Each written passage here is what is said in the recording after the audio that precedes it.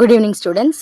12th physics important 5 mark series பார்த்துட்டு இருக்கோம் இல்லையா? அதில் ஃபர்ஸ்ட் லெசனில் 13th புக் பேக் கொஷினில் 13th கொஷின் காஸ்லா யூஸ் பண்ணி ஒரு யூனிஃபார்ம்லி சார்ஜ் ஸ்பெரிக்கல் செல்லில் இருக்க எலக்ட்ரிக் ஃபீல்டை ஃபைண்ட் அவுட் பண்ணணும். சரியா? இப்போ இந்த டயக்ராம் நல்லா லிசன் பண்ணிக்கோங்க.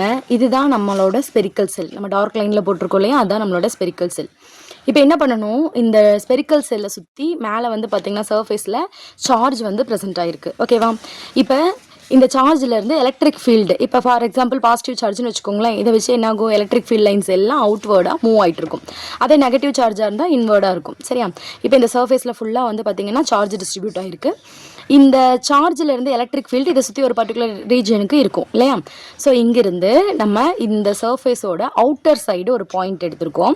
நமக்கு தெரியும் காஸ்லா வந்து பார்த்திங்கன்னா ஒரு க்ளோஸ்லி சர்ஃபேஸாக இருந்தால் மட்டும்தான் நம்ம யூஸ் பண்ண முடியும். ஸோ இப்போ இந்த பாயிண்டோட எலக்ட்ரிக் ஃபீல்டு எனக்கு வேணும் அப்படின்னா இதை சுற்றி நானே என்ன பண்ணுறேன்னா ஒரு காசியன் சர்ஃபேஸாக, ஒரு ஸ்பெரிக்கல் சர்ஃபேஸாக காசியன் சர்ஃபேஸாக கன்சிடர் பண்ணி அங்கே எலக்ட்ரிக் ஃபீல்டு என்னங்கிறத ஃபைண்ட் அவுட் பண்ண போகிறோம்.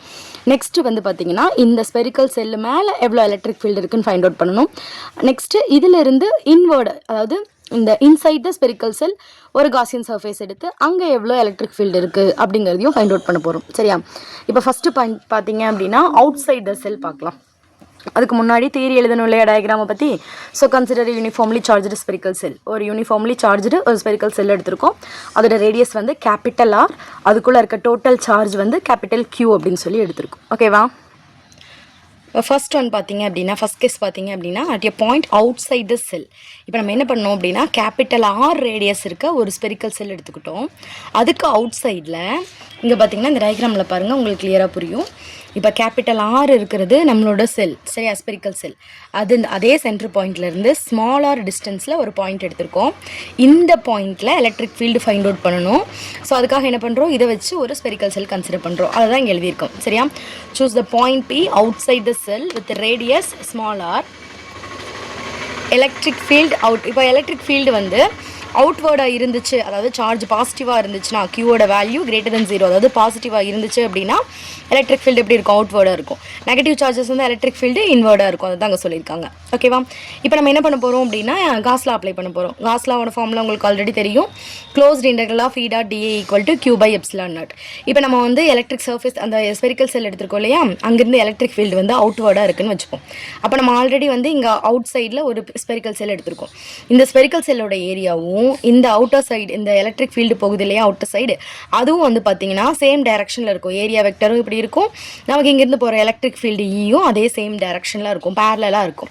அப்போ பேரலாக இருந்துச்சுன்னா டீட்டா நம்ம என்ன எடுத்துக்குவோம், 0 டிகிரின்னு எடுத்துக்குவோமா? ஸோ எப்பயும் போல் E டாட் dAன்னு இருக்குது. இதை நீங்கள் எப்படி எழுதுவீங்க, EDA காஸ்டிட்டான்னு எழுதுவீங்க. டாட் ப்ராடக்ட்னாவே இது எப்படி எழுதணும், EDA காஸ்டிட்டான்னு எழுதணும். இப்போ E வெக்டரும், அதாவது ஏரியா வெக்டரும் எலக்ட்ரிக் ஃபீல்டு வெக்டரும் எப்படி இருக்குது, சேம் டைரக்ஷனில் இருக்குது. அப்போ நம்ம என்ன எழுதுவோம், EDA காஸ்டிட்டா, டீட்டாவோட வேல்யூ 0 அப்படின்னா EDA காஸ் 0. காஸ் 0ஓட வேல்யூ என்ன, 1. அப்போ இங்கே என்ன இருக்கும், EDA மட்டும் இருக்கும். So integral of E dot dA என்னவா மாறிடுச்சு, இப்போ இன்டெக்ரல் ஆஃப் EDAவாக மாறிடுச்சு. ஓகேவா? ஸோ இப்போ ஈங்கிறது எலக்ட்ரிக் ஃபீல்டு, அதை அப்படியே தனியாக வச்சுக்கோங்க. இன்டெக்ரல் ஆஃப் dA அப்படின்னா ஏரியா ஆஃப் அந்த ஸ்பெரிக்கல் செல். நம்ம அவுட் சைடில் ஒரு ஸ்பெரிக்கல் செல் கன்சிடர் பண்ணோம் இல்லையா, அந்த ஸ்பெரிக்கல் செல்லோட ஏரியா ஃபைண்ட் அவுட் பண்ணும். ஸோ ஃபார்முலா என்ன, 4πr² equal to Q by epsilon naught. இங்கே 4πr² அப்படியே அந்த சைடு கொண்டு போயிருங்க. அப்போ E equal to Q by epsilon naught 1/4πr². இந்த வெக்டர் ஃபார்மேட்டில் எழுதணும் அப்படின்னா E வெக்டர் போடணும். அங்கே வெக்டரை ரெப்ரசென்ட் பண்ணுறதுக்காக நம்ம ஒரு யூனிட் வெக்டர் போடுவோம். அந்த யூனிட் வெக்டர் இங்கே வந்து R கேப் அப்படின்னு சொல்லி எடுத்திருக்காங்க. ஓகேவா? நெக்ஸ்ட்டு செகண்ட் கேஸில் இப்போ வந்து பார்த்திங்கன்னா நம்ம ஃபஸ்ட்டு அவுட்டர் சர்ஃபேஸில் ஒரு செல் வச்சுருந்தோம் இல்லையா, அந்த செல்லுக்கும் இப்போ நம்ம எடுத்திருக்க நம்மளோட செல்லுக்கும் என்ன டிஃப்ரெண்ட் அப்படின்னா ரேடியஸ் மட்டும் தான் டிஃப்ரெண்ட். இப்போ நம்ம பார்த்த செல்லோட ரேடியஸ் வந்து ஸ்மாலர், இந்த ரேடியஸ் என்ன, ஆர். சரியா? அப்போ நீங்கள் என்ன பண்ண அப்படின்னா இதில் எதுவுமே இல்லை, நம்ம என்ன அங்கே ஃபைண்ட் அவுட் பண்ணுமோ அதில் ஸ்மாலாக இருக்கிற இடத்துல கேபிட்டல் ஆர் மட்டும் போட்டிங்கன்னா போதும். ஓகேவா? ஸ்மாலாரை கேபிட்டல் ஆர் ரீப்ளேஸ் மட்டும் பண்ணால் செகண்ட் கேஸ் ஓவர். ஓகேவா? ஸ்பெரிக்கல் செல்லோட சர்ஃபேஸ் ஏரியாவில் எவ்வளோ சார்ஜ் இருக்குது அப்படிங்கிறத நம்ம தெரிஞ்சுக்கலாம். ஓகேவா? எலக்ட்ரிக் ஃபீல்டு இருக்குது அப்படிங்கிறத. நெக்ஸ்ட் வந்து பார்த்தீங்கன்னா at a point inside the spherical shell. இப்போ இந்த ஸ்பெரிக்கல் செல் இருந்துச்சுல்ல, இந்த ஸ்பெரிக்கல் செல்லுக்கு இன்சைடில் இன்னொரு ஸ்பெரிக்கல் செல் எடுத்திருக்கோம். அதோட ரேடியஸ் என்ன தான், ஸ்மாலார் அப்படின்னு சொல்லி எடுத்திருக்கோம். இப்போ வந்து பார்த்தீங்கன்னா நம்ம ஃபஸ்ட்லேருந்தே சொல்லிட்டு இருக்கோம், அந்த ஸ்பெரிக்கல் செல்லோட சர்ஃபேஸ் ஏரியாவில் சார்ஜ் டிஸ்ட்ரிபியூட் ஆகிருக்கு. அப்போ எலக்ட்ரிக் ஃபீல்டு அவுட் சைடில் இருக்க செல்லுக்கு இருக்கும். அதனால நம்ம எலக்ட்ரிக் ஃபீல்டு ஃபைண்ட் அவுட் பண்ணிட்டோம். இப்போ இன்சைட் த செல் சார்ஜோட வேல்யூ எப்படி இருக்கும், ஜீரோவாக இருக்கும். இப்போ ஆஸ் யூஷுவல் ஃபார்முலா எழுதிக்கோங்க. இதில் இந்த டிஏக்கு பதிலாக 4πr² சப்ஸ்டியூட் பண்ணியாச்சு. இப்போ கியூவோட வேல்யூ என்ன ஆயிடுச்சு, ஜீரோவாக இருக்குது. ஸ்பெரிக்கலோட சர்ஃபேஸ் ஏரியாவில் தான் சார்ஜ் டிஸ்ட்ரிபியூட் ஆகிருக்கும்.